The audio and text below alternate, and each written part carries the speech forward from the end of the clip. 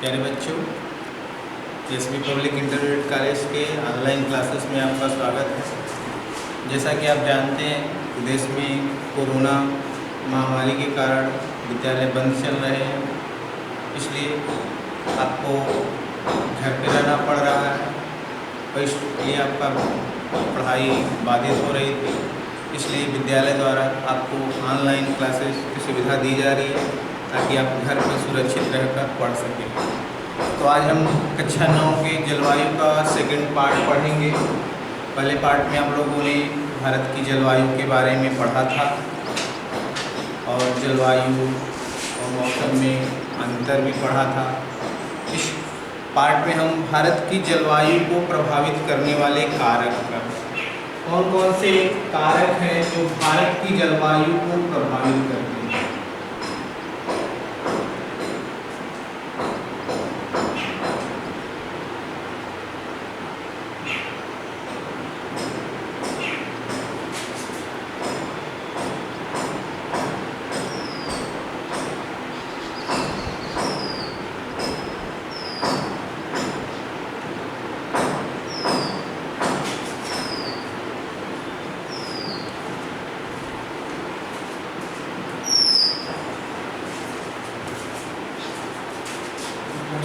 इसमें पहला है अक्षांश।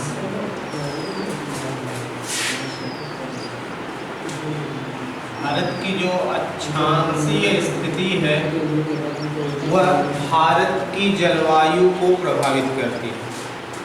जैसा कि आप जानते हैं, भारत की जो अक्षांशीय स्थिति है 8 डिग्री 4 मिनट उत्तरी अक्षांश से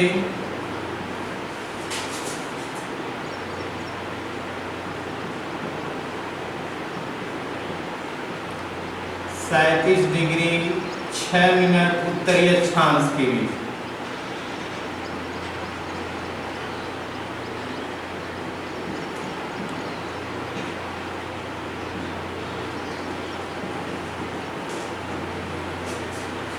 तो भारत का लगभग आधा भाग उष्णकटिबंध में आता है और आधा भाग शीतोष्ण कटिबंध में। तो भारत की जो अक्षांशीय स्थिति है वह भी भारत की जलवायु को प्रभावित करती है। जैसा कि आप मानचित्र के माध्यम से देख सकते हैं,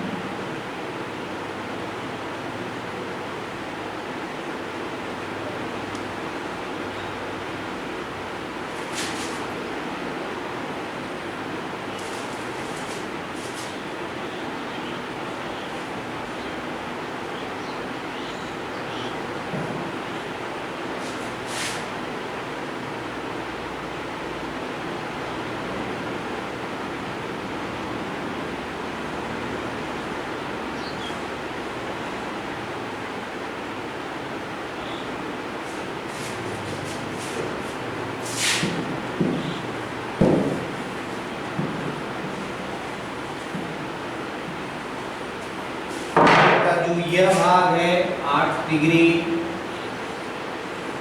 4 मिनट पर स्थित है और यह भाग 37 डिग्री 6 मिनट पर भारत के मध्य से होकर कर्क रेखा गुजरती है।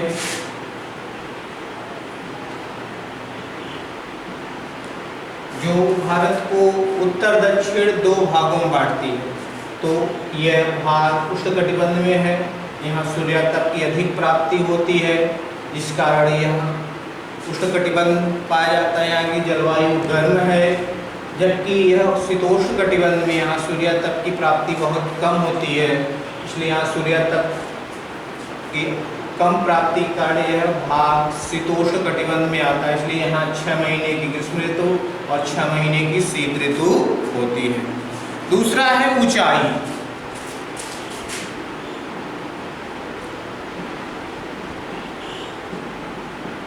ऊंचाई भी भारत की जलवायु को प्रभावित करती है। जैसा कि आपको पीछे पढ़ाया गया है कि जैसे जैसे हम धरातल से ऊंचाई की तरफ बढ़ते हैं तापमान कम होता जाता है।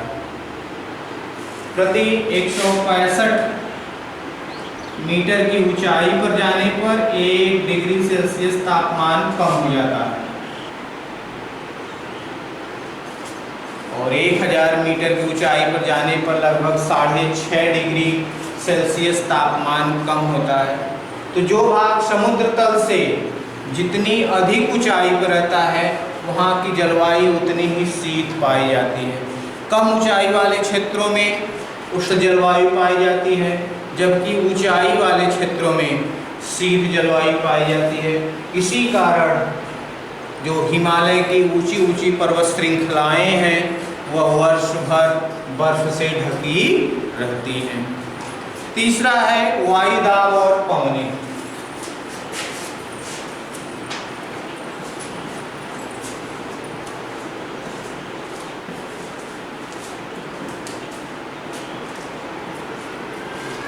वायुदाब और पवनें भी भारत की जलवायु को प्रभावित करती हैं। वायुदाब पहले हम देखें तो आपको बताया गया कि कर्क रेखा भारत के मध्य से होकर गुजरती है और 21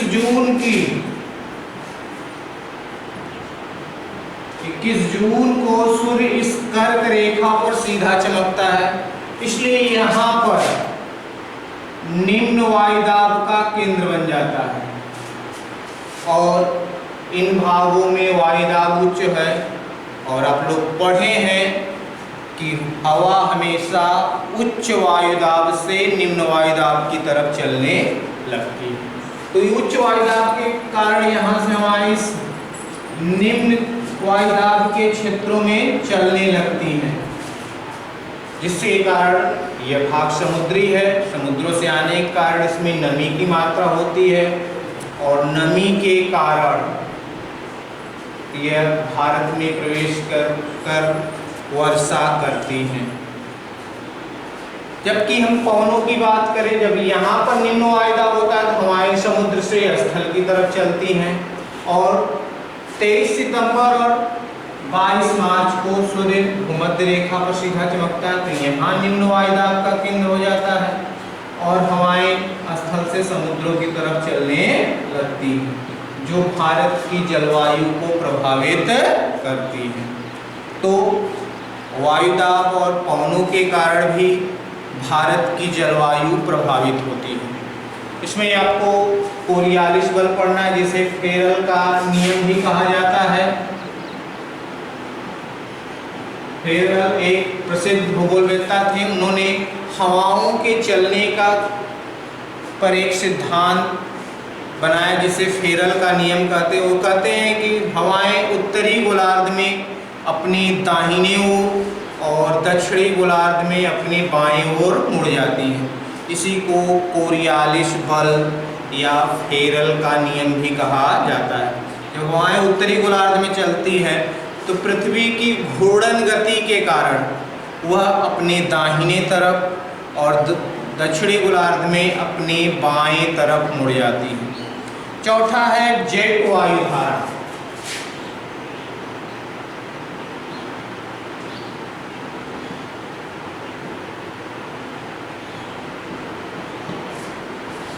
यह भारत के उत्तरी भाग में लगभग 12,000 मीटर की ऊंचाई पर चलने वाली तीव्रगामी पवनें हैं, जिन्हें जेट वायुधारा कहा जाता है। ये जेट वायुधारा भी भारतीय मानसून को प्रभावित करती हैं।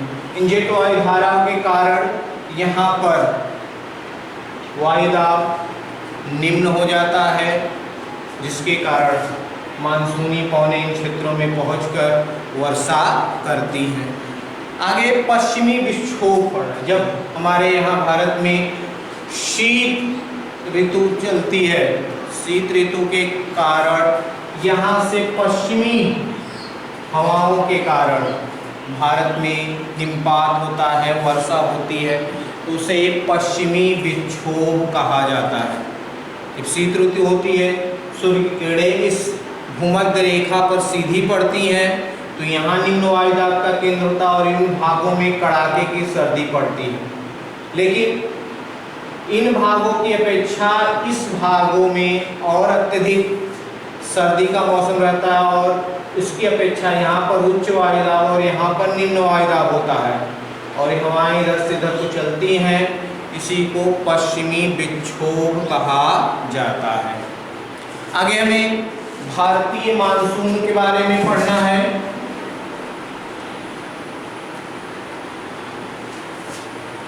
तो भारत में मानसूनों के बारे में पहले पार्ट में आप लोग पढ़ाया गया था। भारत में जो मौसमी हवाएं चलती हैं उसी के कारण भारत की को मानसूनी जलवायु क्षेत्र में रखा गया है। तो भारत एक मानसूनी प्रधान जलवायु वाला देश है। यहाँ पर हवाएं वर्ष के 6 महीने समुद्र से स्थल की तरफ और वर्ष के 6 महीने स्थल से समुद्र की तरफ चलती हैं, और इसी मौसमी पवनों के कारण भारत की जलवायु को मानसूनी जलवायु कहा जाता है। जब सूर्य उत्तरायण होने लगता है 23 सितंबर के बाद,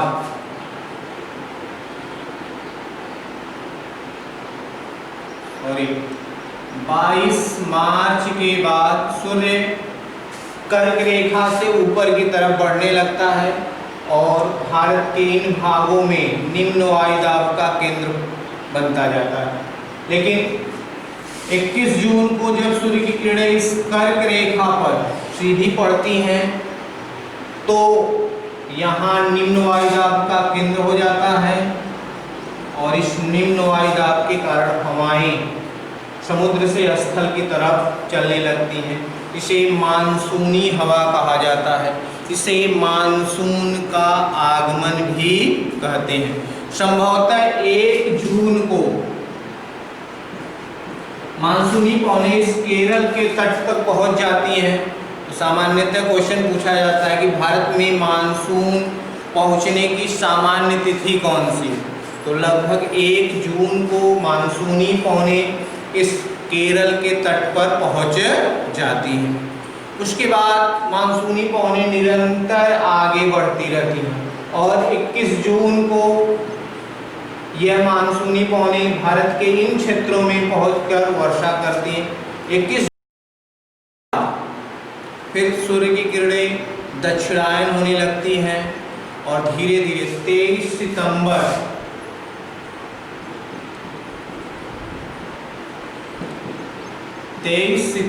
को सूर्य की किरणें इस भूमध्य रेखा पर पुनः सीधी पड़ने लगती हैं, जिससे यहाँ निम्न वायुदाब का केंद्र बन जाता है और मानसूनी पवनें लौटने लगती हैं, जिसे लौटता हुआ मानसून या मानसून की वापसी कहा जाता है।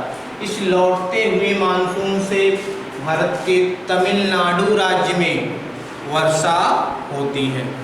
तो भारत में सामान्यतः जो मानसून आगे बढ़ने की तिथि है वह 22 मार्च से 21 जून के मध्य मानसूनी पवनें आगे बढ़ती हैं और फिर 23 सितंबर से पुनः 22 मार्च तक मानसूनी पवनों की वापसी होती है।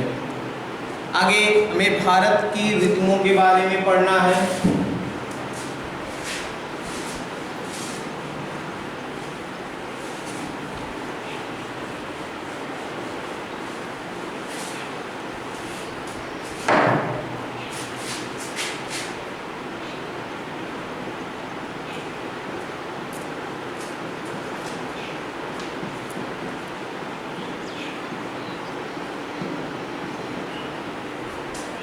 भारत में अनेक ऋतुएं पाई जाती हैं।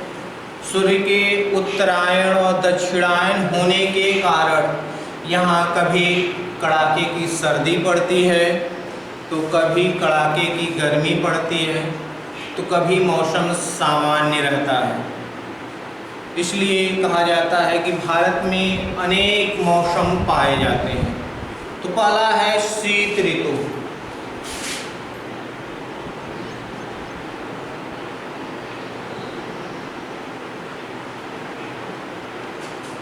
जब सूर्य की किरणें भूमध्य रेखा पर सीधी पड़ती हैं तो भारत में शीत ऋतु होती है। 23 सितंबर के बाद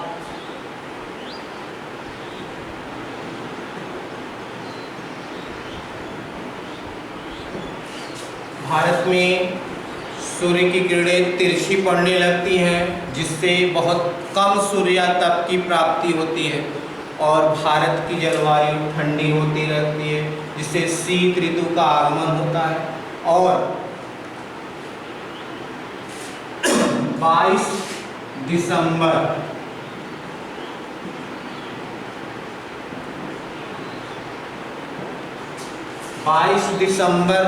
को सूर्य की किरणें मकर रेखा पर सीधी पड़ती, इसलिए भारत में सूर्य की किरणें बिल्कुल तिरछी पड़ती हैं और यहाँ पर बहुत कम सूर्यातप की प्राप्ति होती है, जिसके कारण इस समय भारत में सर्वाधिक ठंड पड़ती है। 22 दिसंबर के बाद सूर्य फिर धीरे धीरे उत्तरायण होने लगता है, जिससे सूर्य की किरणें धीरे धीरे सीधी होने लगती हैं।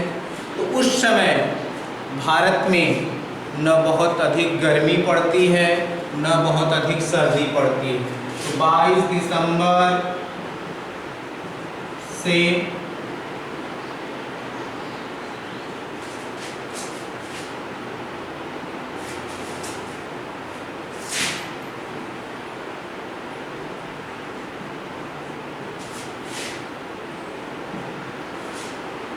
भारत में सूर्य की किरणें सीधी होने लगती हैं और 22 मार्च तक न बहुत मौसम बहुत न ठंड पड़ती है, न बहुत ही गर्मी पड़ती है। इसे बसंत ऋतु कहा जाता है।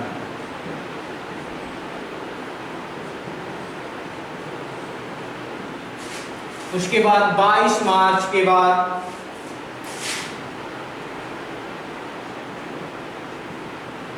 से 21 जून तक सूर्य की किरणें भारत में बिल्कुल सीधी पड़ती हैं, जिसके कारण भारत में अत्यधिक सूर्यातप की प्राप्ति होती है और उस समय भारत में ग्रीष्म ऋतु रहती है। और फिर 21 जून से पुनः 23 सितंबर तक भारत में सूर्य की किरणें न बहुत तिरछी पड़ती हैं, न बहुत सीधी, और न बहुत उस समय अधिक गर्मी पड़ती है, न बहुत अधिक सर्दी पड़ती है, जिसे शरद ऋतु कहा जाता है।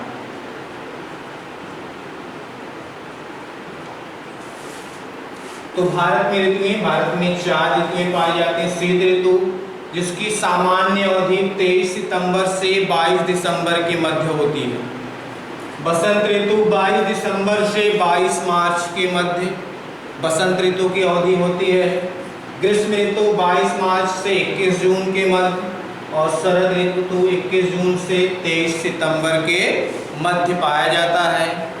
इस तरह भारतीय जो ऋतुएं हैं निरंतर बदलती रहती हैं, और इन्हीं ऋतुओं, इसी मौसम के अनुसार भारत में कृषि की प्रक्रिया की जाती है। इसी मौसम के अनुसार ही भारत में फसलों का उत्पादन होता है। इन्हीं मौसमों के अनुसार भारत में लोग अपने त्यौहार मनाते हैं। इन्हीं मौसमों के अनुसार यहाँ के लोग वेशभूषा या पहनावा भी निर्धारित करते हैं। तो आज के क्लास में आप लोगों ने पढ़ा भारत की जलवायु को प्रभावित करने वाले कारक, जिसमें भारत की अक्षांशीय स्थिति के बारे में बताया गया कि भारत का आधा भाग उष्णकटिबंध में है और आधा भाग शीतोष्णकटिबंध में है। इसलिए कुछ भागों में अत्यधिक गर्मी पड़ती है और आधे भाग में बहुत अधिक गर्मी नहीं पड़ती, इसलिए भारत की जलवायु प्रभावित होती है। दूसरा, ऊंचाई के बारे में आप लोगों ने पढ़ा कि भारत के जो कुछ भाग बहुत अधिक ऊंचे, जो समुद्र तल से बहुत अधिक ऊंचे हैं, और आप लोग जानते हैं कि जैसे जैसे हम ऊंचाई पर जाते हैं तापमान कम होता जाता है, इसलिए ऊंचाई वाले भागों में बहुत ठंडी पड़ती है, और जो समुद्र तल से कम ऊंचे वाले भाग हैं वहाँ अधिक गर्मी पड़ती है, मौसम गर्म रहता है। यही कारण है कि दक्षिण भारत में अधिक गर्मी पड़ती है, क्योंकि वह समुद्र तल से बहुत अधिक ऊंचा नहीं है, जबकि उत्तर भारत में जो हिमालय की ऊंची ऊंची चोटियां हैं वह वर्ष भर बर्फ से ढकी रहती हैं, क्योंकि वह और अधिक ऊंचाई पर है। तीसरा वायुदाब और पौने, वायुदाब के कारण ही हवाएं चलती हैं। तो बताया गया कि हवा हमेशा उच्च वायुदाब से निम्न वायुदाब की तरफ चलती है। तो जिन भागों में वायुदाब उच्च होता है वहाँ मौसम नम रहता है, वहाँ सूर्यातप की कम प्राप्ति होती है, जबकि निम्न वायुदाब वाले क्षेत्रों में सूर्यातप की प्राप्ति अधिक होती है। जेट वायुधारा के बारे में आप लोगों ने पढ़ा कि भारत के उत्तरी भाग में तीव्र गति से हवाएं चलती हैं जो भारतीय मानसून को प्रभावित करती हैं। तो इस प्रकार इस वीडियो में इतना ही। धन्यवाद।